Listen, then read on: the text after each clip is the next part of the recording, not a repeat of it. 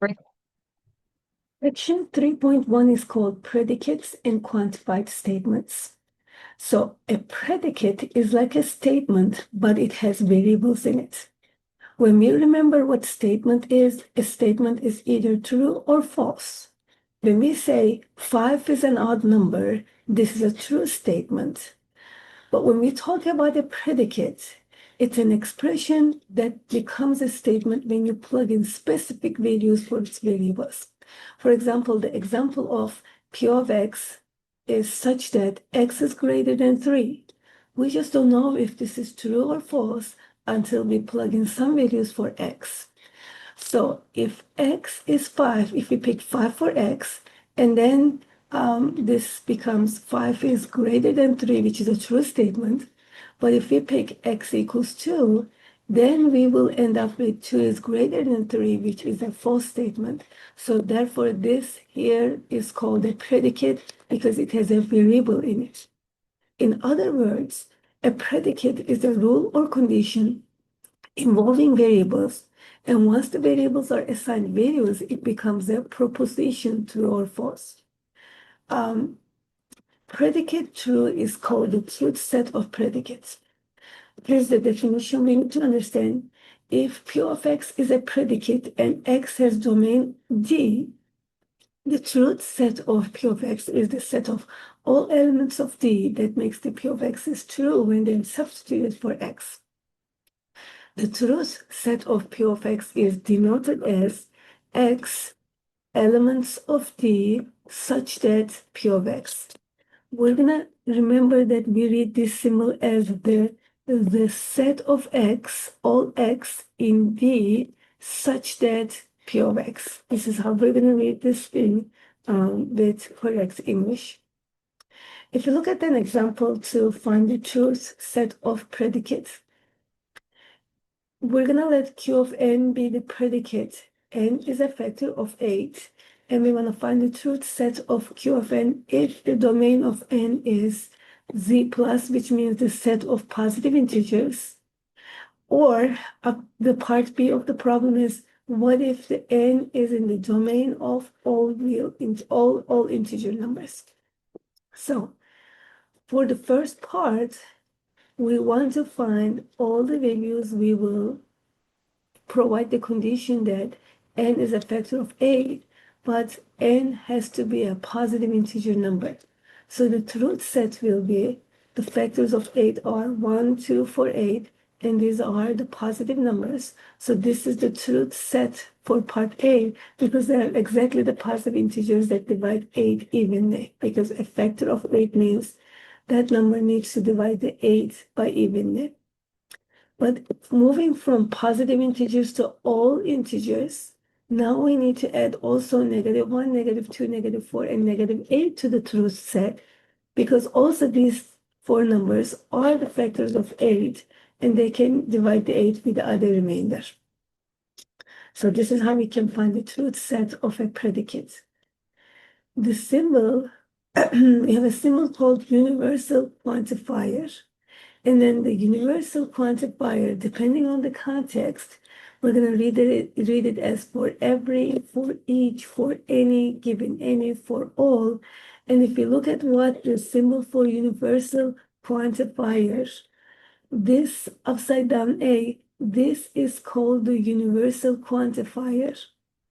If you look at the example here, if we let the D to be 1, 2, 3, 4, 5, and then we have this statement here, and with the universal quantifier in it. Write one way to read this statement out loud and show that it is true. So we have the truth set of this predicate given, and then we have this statement. So first goal in this question is we want to write this how we would read it. So this is the universal quantifier, and we're going to read it as for every x. So for every x in the set D, this is the set given. For every x in the set D, x squared is greater than or equal to an x. This is how we would read this math statement here, the math sentence here in English. So what we need to learn is this means for every x in the set of D, x squared is greater than or equal to x. Now, the second part of the question is we're going to show that this is true. So we're going to show that this is true, but we have to use the elements in D because we know that x is going to be used any number from the D. So we used 1, and then when you substitute 1 into this inequality, 1 squared is greater than or equal to 1, true. If you plug in 2, 2 squared is greater than or equal to 2. And 3 squared is 9. That's also greater than or equal to 3. If you try all these 5 numbers in the set D, you're going to say that you're going to get a true statement. Therefore, hence, every x in set D, for every x in set D, x squared is greater than or equal to x is a true statement. Now, when we look at the part B, on the same predicate, we're going to find a counterexample, which is going to show that this is actually a false. The counterexample is now, we just have to pay attention that we changed from D to the real number. So the D was only these 5 numbers, and it was easy to prove that it works for all these 5 numbers. Now we're working in the set of real numbers, so you choose anything we like from the real number set. So the book chose x equals 1/2 to show it as a counterexample. When you use 1/2 and when you square it, you get 1/4, but x itself is 1/2 and 1/4 is not greater than or equal to a half. Therefore, this statement is false, and this is the counterexample number to show that this is false. For the homework for 3.1, we have 7 questions and total of 8 points. And then the first question is, we have the x comma y, and we're going to let this to be a predicate. And if x is less than y, then x squared is less than y squared, with domain for both x and y being in the real number sets. So the first question is, when you use x equals -2 and y equals 1, is this true or false? So this is pretty easy. -2 is less than 1, and all we have to do is plug in -2 for x in the dense conclusion statement and 1 also in the conclusion statement. And then since this is 4, when you square it, and this is 1, we're going to say that the hypothesis this is, which is -2 is less than 1. This is the hypothesis we would set up with these two numbers, which is true. And the conclusion is, when we square this number and this number, we get 4 and 1. 4 is less than 1, which is false. Thus, -2 comma 1 is a conditional statement with a true hypothesis and false conclusion. So -2 comma 1 is false. This is how we are going to answer part A in this question. Now the part B is, give values different from part A for q x comma y has the same truth value as in part A. So we're going to find, so we have a false statement. We're going to find we're going to pick 2 different values from part A, which is going to has the same truth value. So if you look at the -1 and 0, so -1 is less than a 0, which is the true hypothesis. But when we square the -1, it's 1. When I square the 0, it's 0. But 1 is not less than a 0. So this is another pair of number, which is going to give us a false conclusion. So we were looking for a true hypothesis and false conclusion, just like -2 comma 1 pair, -1 comma 0 gives us the same scenario. Now, when x is 3 and y is 8, so 3 is less than 8, so this is a true hypothesis. 3 is less than 8, that's a true hypothesis. The hypothesis is true. When we look at the conclusion, so when we square the 3, we get 9. When we square the 8, we get 64. 9 is less than 64. That's also a true conclusion. So the conclusion is true. Thus, Q3, 8 is a conditional statement with a true hypothesis and true conclusion. So this is true because both hypothesis and conclusion is true. Give values different than from part C, which is going to have the same scenario. So we're looking for a true hypothesis and true conclusion. So if you look at 2 comma 3, 2 is less than 3, so hypothesis correct. And when we look at the conclusion, 2 squared is 4, 3 squared is 9, so 4 is also less than 9. Also, it will give us a true conclusion to question 1. If you need more explanation on this question, this will take you to the textbook, and this will give you a video. You can watch the concept from the textbook company. For the same assignment, if you look at the question 2 now, the direction is find the truth set of each predicate. If your answer is an interval, enter it using interval notation. Otherwise, enter it using set roster notation. So the predicate is A divided by D is an integer, and domain is Z, which is the integers, all integers. So the predicate is 8 over D. So when we say find the truth set, we're going to find all the values of D, which is going to make this a true statement, as long as the D is a set, a part of domain Z. So if we use 8 for D, 8 divided by 8 is 1. So it makes it an integer if we use 8 for D. So 8 will be one of the number we need. We can use 4 because 8 divided by 4 is 2, and 2 is an integer. We can use 2 for D because 8 divided by 2 is 4, which is an integer. We can use 1, that gives an integer. These are the positive integer numbers that we can substitute for D. We can also substitute negative integer numbers for D because here this domain is given us all integers. So we have 8 numbers for part A. Now for part B, we want D to be in the domain of Z plus, which is the positive integer numbers this time. So if we just eliminate these negative integers, we can just write the 1, 2, 4, 8 for the truth set for this predicate because we want D to be part of the Z positive integer numbers. If you look at now a different predicate, which is 1 is less than or equal to x squared and x squared is less than or equal to 9, domain is all real numbers, okay? So for this inequality, we can just use, if we use 3, 3 squared is 9. If we use 1, 1 squared is 1.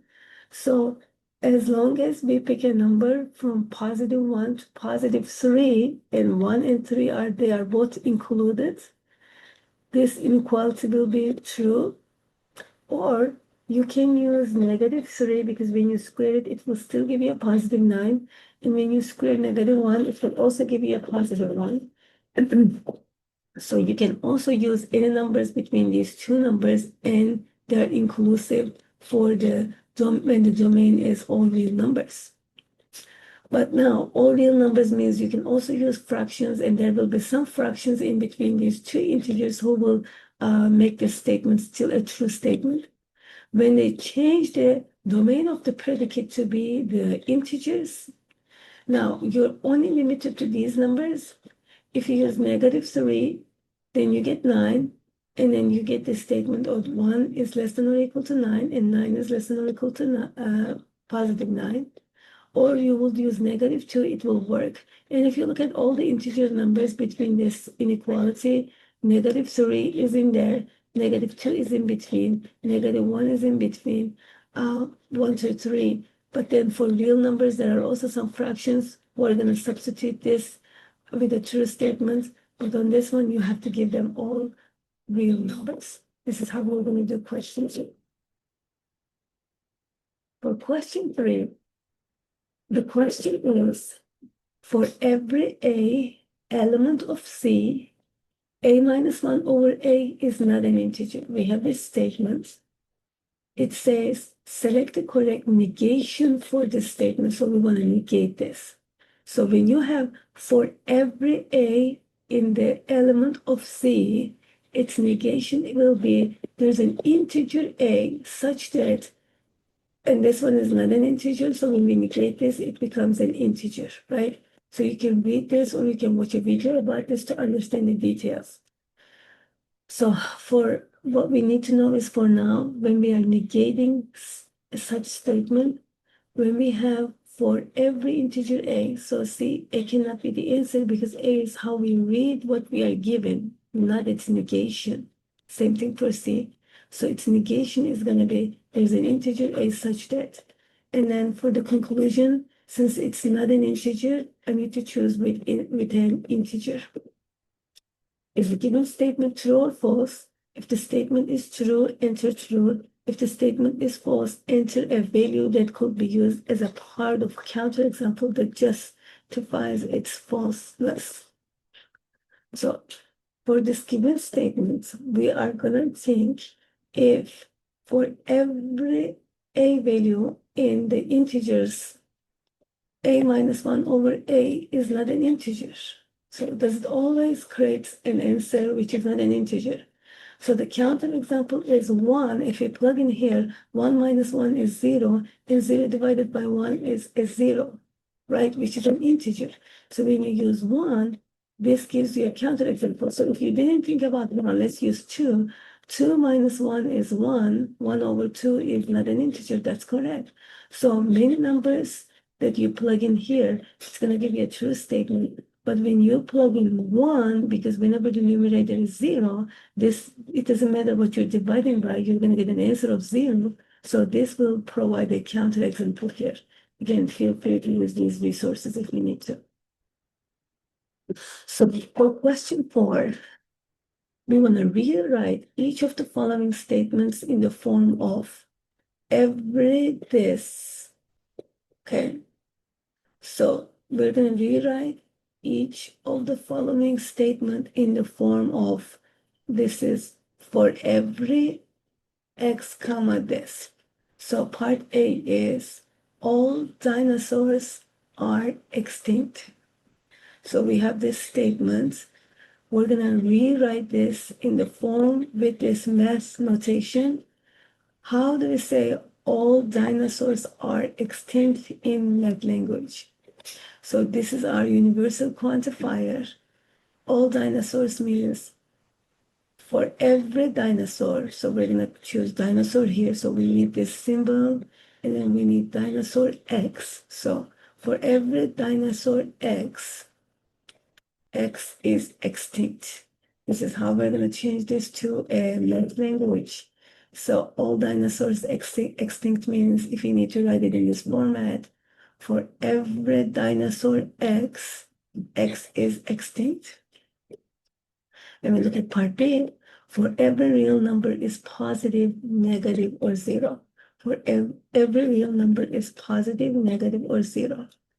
So we're going to have to use this template for every real number X, because we're working every real number means this upside down A real number. Every real number X, X is positive, negative, or 0. That's how we're going to change this. Part C is no irrational numbers are integers. No irrational numbers are integers. So for every irrational number X, for every irrational number X, X not an integer, because no irrational numbers are integers means we need a negative conclusion here. X is not an integer. No logicians are lazy. For every logician X, X is not lazy. The number this is not equal to the square of any integer. Every integer X, X squared does not equal to this number. The number -1 is not equal to the square of any real number. The number -1 is not equal to the square of any real number. Every real number X, X squared does not equal to -1. This is how we came to the ideas, bringing sentences to logical sentences in the form of every blank x, comma, blank. Question 5. For question 5, let D be the set of all students at your school, and M be the S is a math major, S is a computer science student, and E of S is an engineering student. Express each of the following statements using quantifiers, variables, and the predicates M of S, C of S, and E of S. So D is the set of all students at your school, and we're gonna let M of S be, S is a math major, so M of S means math major. C of S means computer science student, and E of S means engineering student. So here is the first sentence. We're going to change it to a math language. There's an engineering student who is a math major. Okay, so this the E symbol here, that means there exists. So whenever you need more reading on this, you can just click on this read it button, and then it will give you the textbook on this. So there's an engineering student who is a math major. The correct answer will be there. Okay, there's an engineering student who's a math major. There.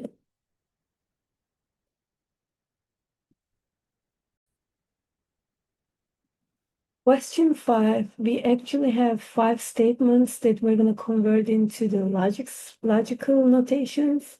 And remember that D is set of all the students at your school. So this is our domain. And then M of S is the math major, C of S is the computer science student, E of S is the engineering student, and S is the person, the student. So now we have 5 sentences that we're going to convert. The first one is, there is an engineering student who is a math major. There's an engineering student who is a math major. So we're going to write this as, there exists a student who is part of the D, set D, where U of X and M of S. So in other words, there exists a student S in the domain such that S is an engineering student and S is a major student.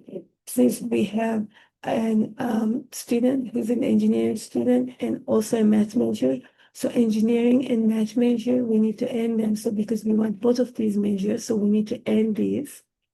And then there's at least one student, so we need to use this quantifier, which is there exists a student S in the domain of D such that engineering and math. When we look at part B, for part B, every computer science student is an engineering student means that. So every computer science student is an engineering student. So if you are a computer science student, you are an engineering student. And then because we have the every, so for all students S, so we don't have the there exists, we need the all quantifier. For all students S is a computer science student, then S is also engineering student. So here's how we're going to write it in discrete math. So for all student S in this domain, if you are a computer science student, then you're an engineering student. So every computer science student is an engineering student means we have to convert it to all students in the, if computer science, then engineering student. As an explanation is, being a computer science student implies that you're an engineering student. If C is true, then E must be true. If C is false, then the statement still holds because an implication with a false antecedent is true.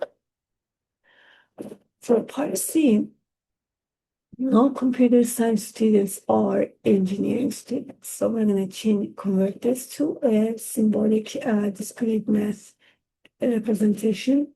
No computer science students are engineering students. So for every student S, if S is computer science, then S is not engineering. So how can we write this with the notation? For every student S in this set, if you are a computer science student, then you are not an engineering student because no computer science students are engineering students. If you have a computer science major, then you don't have an engineering major. Some computer science students are also math majors. Some computer science students are also math majors. So here we have the sum. So there exists at least one student S. So we need this. There exists at least one student S such that computer science and math major. So we're going to need intersection of these because we want the computer science and math major. And we have some students, so there must be at least one. There exists at least one S such that C of S and M of S. The last part in this question is rather complex. Some computer science students are engineering students and some are not. So some computer science students are engineering students and some are not. So this one is really two things at one. Some computer science students are engineering students as first part, and some computer science students are not engineering students. So that some means there exists S in this set where computer science and engineering intersect, so it's AND. And some of them are not engineering students, so there are some students, so there exists S where computer science intersects with not engineering students, so it's not engineering. Now we're going to have to combine these two because some of them are engineering students, some of them are not. So the full logical statement is we need the first part where some of the computer science students are engineering students and some of them are not engineering students. Okay, that's how we're going to do this question 5 on this assignment. So if you want to read more, you can click on this read more thing. Question 6 on this homework is, it says rewrite the following statement in the form of for all blank X, if blank, then blank. So the sentence we have is here, all Java programs have at least 5 lines. So for all computer program X, right? For all computer program X, if X is written in Java, then X has at least 5 lines. The Java is a computer program, so this is the big set that the Java lives in. So for every computer program X, if X is written in Java, then access at least 5 minutes. So again, feel free to use these two resources if you need to. Now the next question on this assignment is, the last question on this assignment is, let the domain of a variable x be the set of geometric figures in the plane. Let square x be x is a square, rectangular of x be x is a rectangle. For each of the following statements in A, B, C, select the answer that expresses the statement without using quantifiers or variables. Then indicate whether the statement is true or false. So now, opposite of question 6, we have the expression in with quantifiers, and we want to convert into some proper English sentences. So here, there exists x such that x, rectangular of x, and square of x. So the best answer for this one is there are some geometric figures that there are both rectangles and squares. So these geometric shapes are an intersection of rectangle and square because they're both rectangles and squares. And some of them means there exists x. So we're going to use this. It cannot be all geometric figures because we don't have that upside down A symbol. Again, it's not for every geometric figure because it's just some of them. There exists some. And then it can start like this. There are some geometric figures that are rectangles but are not squares. No, it's just a rectangular and square. So both of them are positive. So we need figures are both rectangles and squares. So the best answer will be A here. And this statement is true because there are some geometric figures that are both rectangles and squares. Actually, all squares are rectangles. Now we have this statement, and here it's rectangle and not square. So it's going to be rectangles, but are not squares. And then here again, there are some geometric figures that there are rectangles, but they are not squares, is how we're going to do this. And this is also true. If we have a rectangle which has a different width and different lengths, they are not squares. So this will be a true statement. Now, when we look at this one, for every x, if it is squared, then it's a rectangle.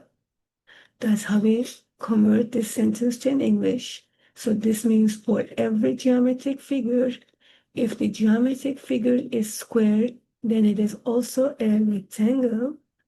And this will be a true statement because all squares are rectangles according to this statement. So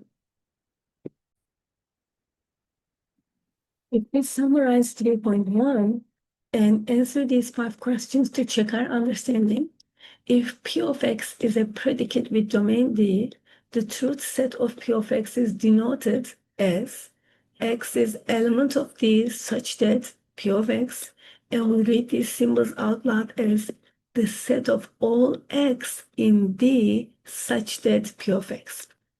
Some ways to express this symbol in words are, so when we use this upside down A symbol, we can say that it means for every, for any, for each, for arbitrary, given any, or for all. So this is what upside down A means, for all.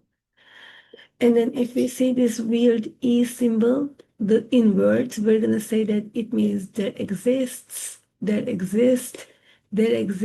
at least one, for some, for at least one. We can find there, so that means usually a sum.